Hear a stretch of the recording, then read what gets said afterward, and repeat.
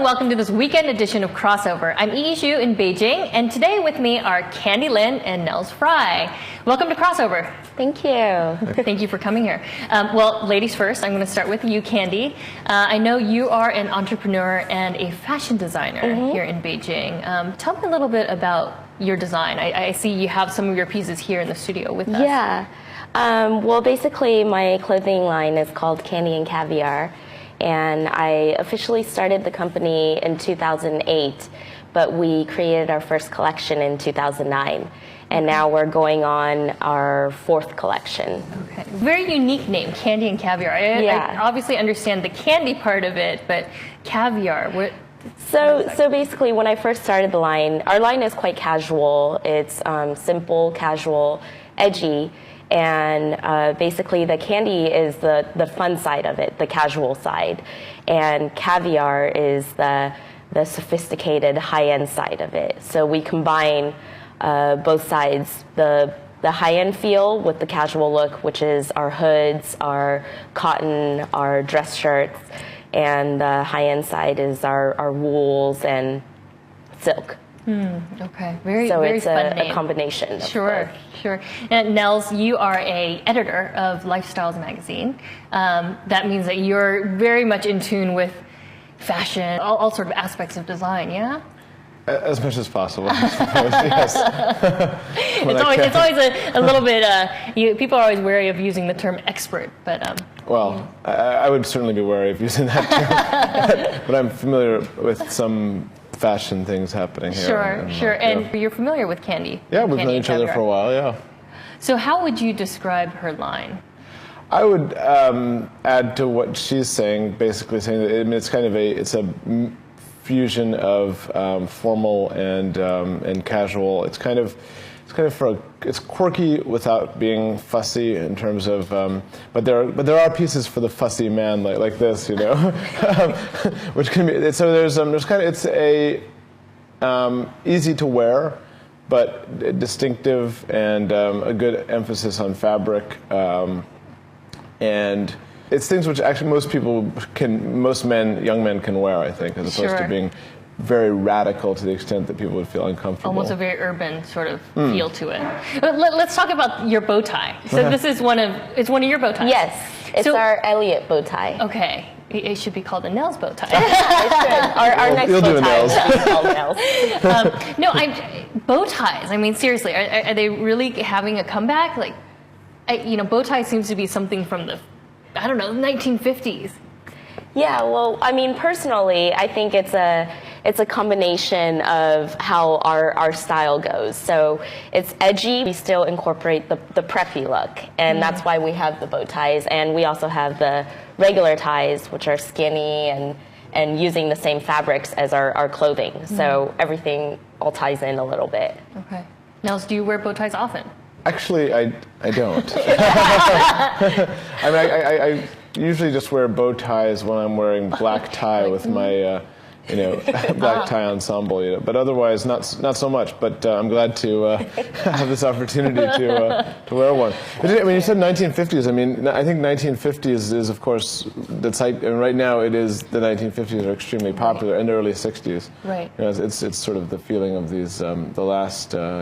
Year or two has been very oriented toward that. Sure. Both for men and women. Sure. What do they say? Fashion cycles in, I forget how many years, but it's like 30 to 40 year cycles. And you see things coming back every 30 to 40 years. And, the bow tie looks like it's coming back.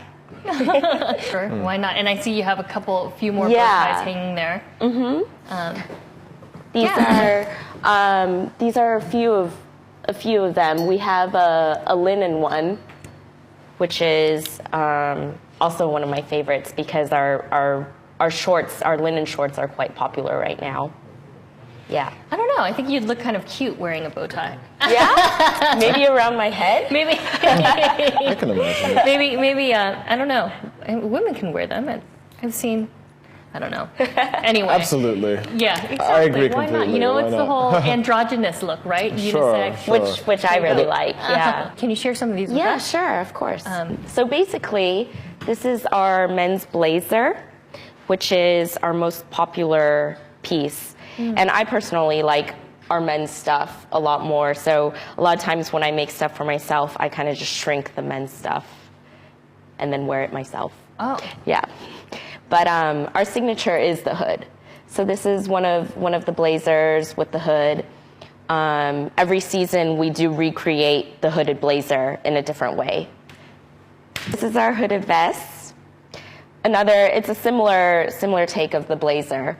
But, you know, so we really do mix in the casual feel with the high end, which is the candy and caviar. The vest itself is really, it's 100% wool, the lining is 100% silk, and then the hood is 100% cotton. So, do you have a background in design? I don't. I mean, the funny thing is, I don't have formal training in a proper fashion education, but I have the passion and I had a vision. So that's basically how everything got started. So you're wearing the bow tie, Nels. What do you think about the hood? I mean, you're a fashion editor. Is that something that you see a lot? Do I see a lot of hoods? Right. Oh yeah, absolutely. There's a lot of new projects involving hoodies that I've been looking at recently. Some people that are making them bespoke hoodies out of English wool fabrics. I just saw a new brand with that. There's a lot of interest in the hoodie, particularly from Japanese people and Japanese fashionistas. It's very popular there, and yeah, I think hoodies are still big. Absolutely. Would you consider this line ahead of its time, or kind of right on in terms of timing, or almost, you know? I think it's got the timing thing done pretty well. I mean, it has as I say, there's a bit of that kind of late 1950s, early 1960s preppy vibe injected, but keeping its own identity. And I think it's really important from the start to have a brand identity. And I think Candy is doing that in terms of the combination. It's really hard to get the balance of identity and wearability. And also to have a consistent identity, I think, is important, particularly if you're trying to launch something new. Okay, all right. Well, when we come back, we're going to hear more from Candy Lin and Nels Fry about fashion here in China. Stay tuned. And welcome back. We're here talking to Candy and Nels about fashion here in China. Candy has her own fashion line here. Candy, how did you get started? I mean, I think a lot of people, well, maybe not every, but a lot of little girls, you know, they dream about fashion and bags and having their own line. How did you get started in this? Well, it was kind of funny how I got started. I mean, when I first got started, this obviously wasn't something I was planning to start 2.5 years ago when I did. And when I first started, I got introduced to people who own the factories and people who were in the production industry. And basically, they were introduced to me by my parents and friends of parents. And they're like, oh, this is our daughter or our friend's daughter, and she wants a clothing line, so help her out, you know? And all these people were like, okay, we've heard this before, you know?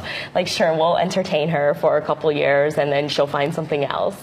And so basically, that's how I got started. And when I started Candy and Caviar, I really started it. I put 110% of my time into it, and I still do every single day. Right. Well, people always say, you know, here in China, you need to have the connections, you know, to get business going. And I'm sure, Nels, you've seen many fashion designers come and go.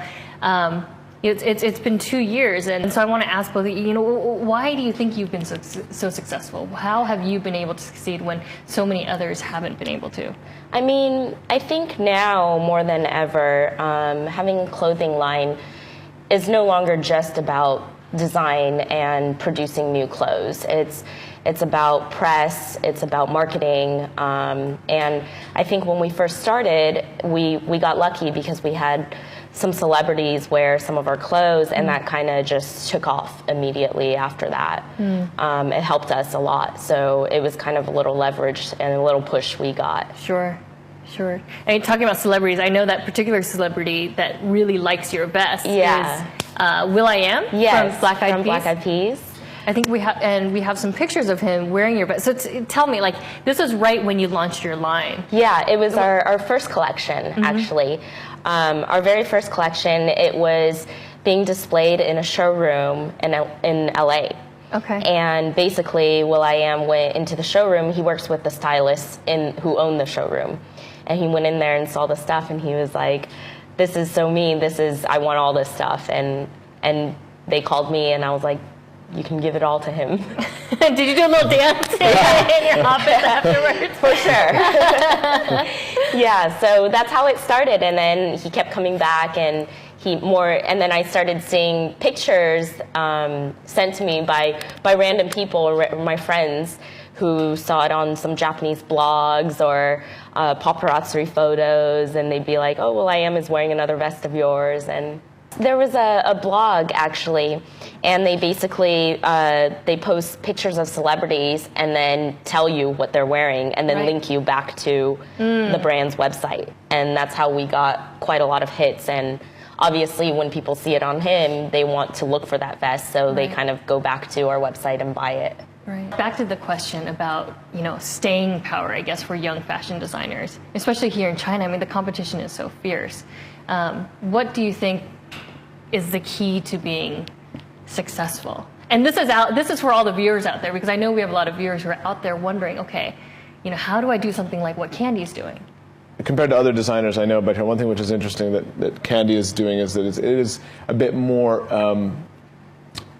bi-coastal. I mean, it's focused very much on the U.S., sort of establishing the business there first in terms of like celebrities and such. I think which is a very good strategy actually for China. But getting accepted by Western celebrities, Western fashion types is always a good doing that first. I mean, look at models. Supermodels. They're always first big in the Chinese supermodels. They're always big in the West first, and then they get accepted by here afterwards. So it's a good way. I think that's a good approach to use. Sure. Do you see a lot of Chinese coming to inquire about your Actually, clothing? yeah, we have a lot of randoms come to our showroom. They're not randoms, but I mean, walk-ins, walk-ins. When actually a lot of times when I'm back in the States, we do have quite a lot of sales from people who read about it in the magazines or see stuff online, and then they'll come into our showroom and make purchases. Okay, cool. Look, earlier in the show, you showed us some of the designs. We weren't able to go through all of them. Are there a few more pieces in there that you'd like to show us about how they're unique? Sure. I mean, I can show some of the women's pieces and the fabrics of. So it's women's wear and menswear. Yes, it's women's wear and menswear. A lot of our women's wear is very similar to our menswear, if not the same. Okay. For example, this windbreaker. This is women's, or is this is unisex. Unisex. Okay. So we make it for women's and men's. I like unisex clothes. And what type of fabric are you using there? This is a nylon fabric. Okay. This is a windbreaker, so it's quite comfortable, light, but at the same time, it's actually still quite warm.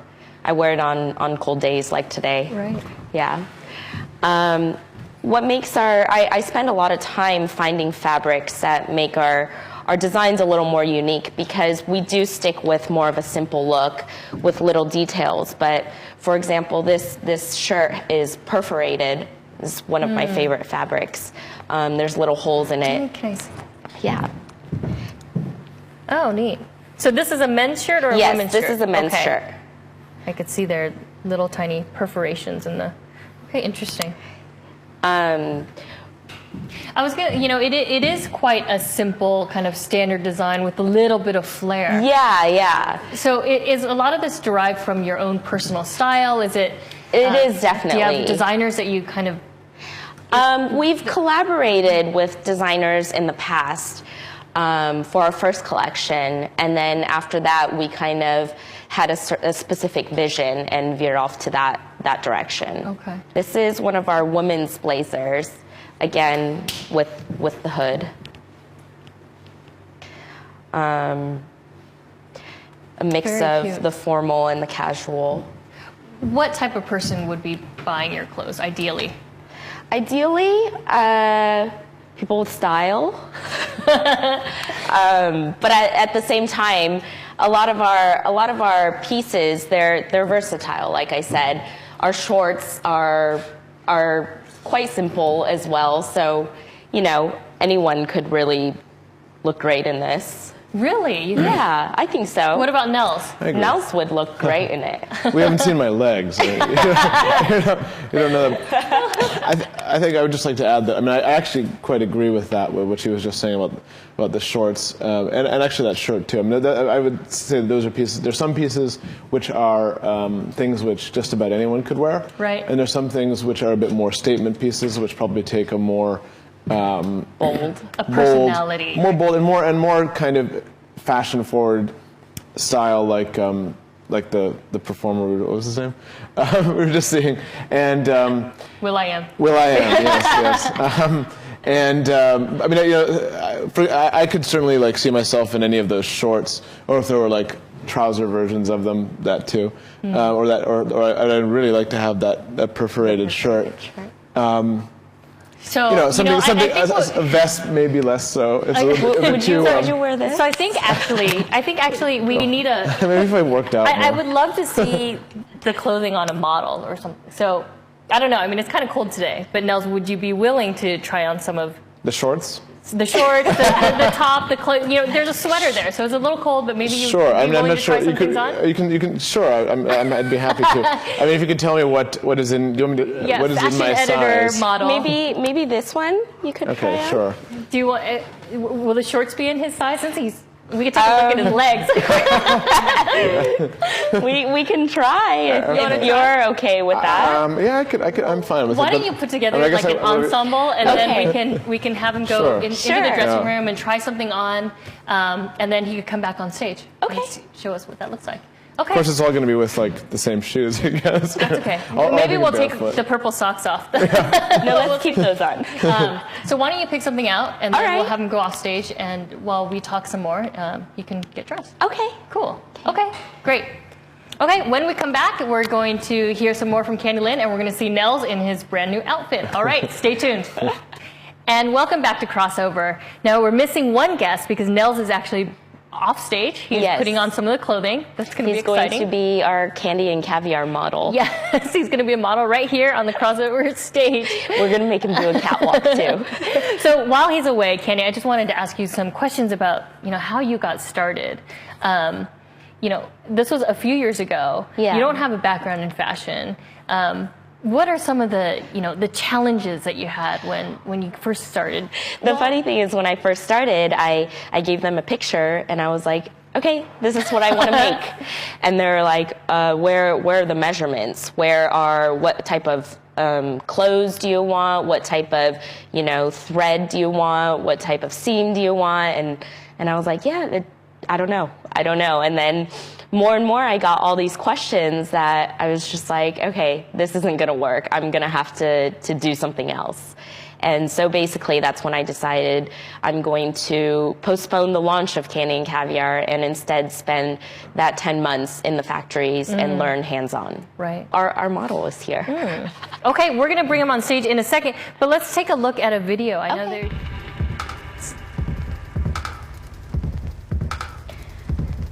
So this is of your spring, your most recent line. Yes, this is our most recent collection. Some of the pieces are the pieces that are behind me right now. It must always feel like a little bit of a catch-up game because I know you're always working multiple seasons ahead of time. Yeah. I mean, when we're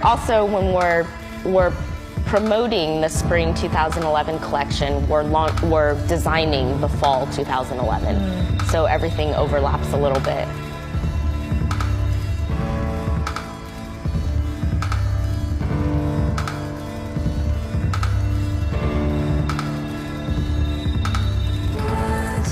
These models seem to really embody the character of your clothes. Is it easy to find models? Not so much, because I have a very specific look that I go for. And season after season, a lot of people will be like, was that the same model you used last time? And they're actually very different people, but I do go for a very dark, mysterious look.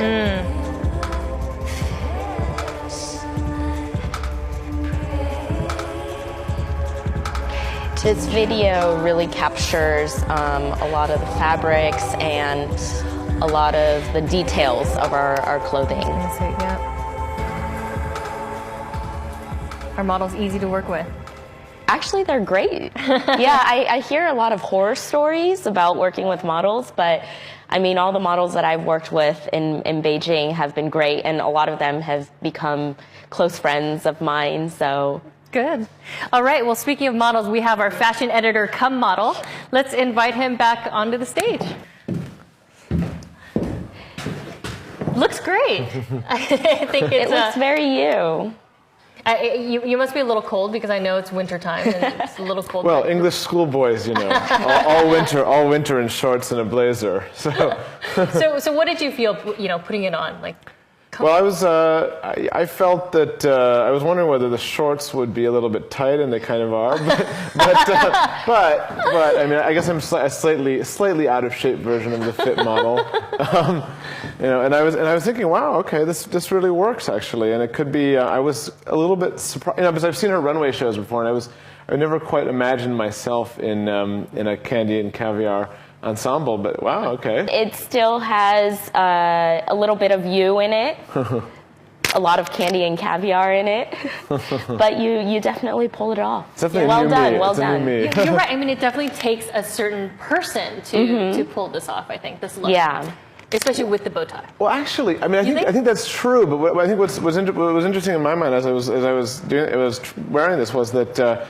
Especially after seeing such a well-produced movie of those models, I was kind of like, okay, these sexy, dark, mysterious people. It's distinctive pieces, but that don't overwhelm the wearer. Right. Well, let's make you a little more dark and mysterious. Why don't you put on the hood? What do you think? Okay. Yeah. Wow, yeah. There it is. So mysterious. Yes, please sit down.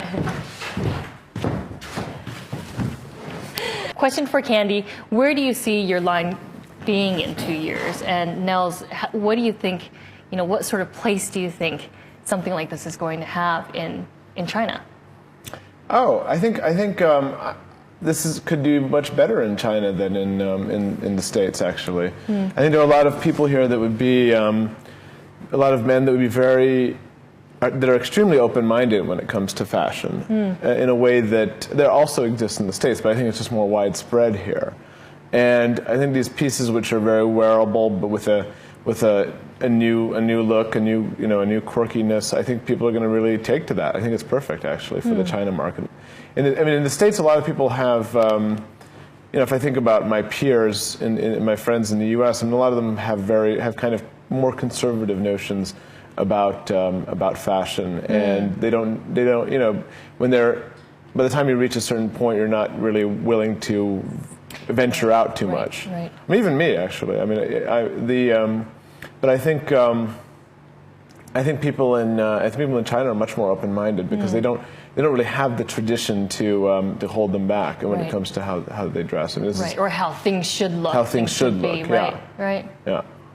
And also, just in terms of what I'm wearing now, I mean, I've noticed men here are much more willing to wear shorts, for example, and this kind of, the shrunken blazer look is also very popular here, right? And which I would sort of categorize this. And men probably have the figure, so to speak. Chinese men probably have the figure to actually carry this quite well. Exactly. Yeah? I mean, a lot of our clothes are made quite fitted, and so. It would look great on Chinese people too. Are we going to see more of this type of business model? You know, made, produced, designed in China, and then exported to the globally to the U.S. and to Western markets. Oh yeah. I think Okay. Absolutely. So your next line, what are you envisioning? It's quite different from the previous collections, from this collection as well. But it is for fall 2011.